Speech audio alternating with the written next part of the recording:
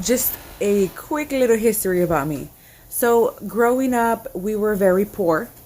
Um, we we really lived off of tortilla, rice, and beans. We didn't have a car. We walked everywhere. Sometimes, most times, we didn't have light or water. We were lucky if we had any snacks because my mom wouldn't allow us to eat candy at all. That's why my teeth are like this. Because my mom, to her, candy was not, no, no, sir. And I was like, what? Never understood. But, anyways, when I was with my ex, I walked everywhere. Being pregnant, I walked everywhere, appointments, everything I had to do. I walked by myself.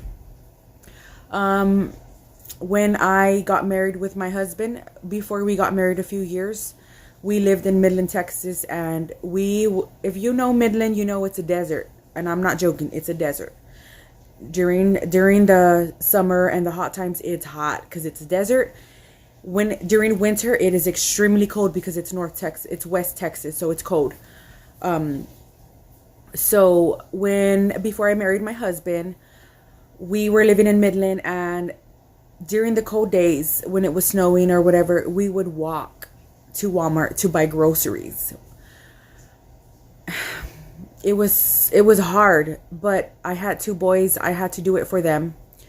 In the middle of the night, I would get off of work. I used to work at Jack in the Box, and I would walk home. It was about 1 or 2 in the morning. I was walking home. I remember us living off of little tiny pizzas, eggs, ramen noodles, and potatoes. We didn't really have much to eat because we were struggling. We had this really good friend named Patrick. He used to work at Little Caesars. Every night there was Little Caesars left over, and he would give it to us because he knew we would struggle. He was also just such a wonderful person.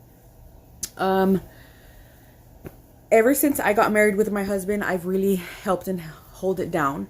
When I lived in Midland, again, we were struggling. I would go and look for jobs to cut yards with my husband. Sometimes I would take my kids and they would be out there running around as we cut the yard. And I used to clean houses until I was 8 months pregnant. And believe me, the very last house that I cleaned, I was 8 months pregnant. 2 days later, I ended up going into labor.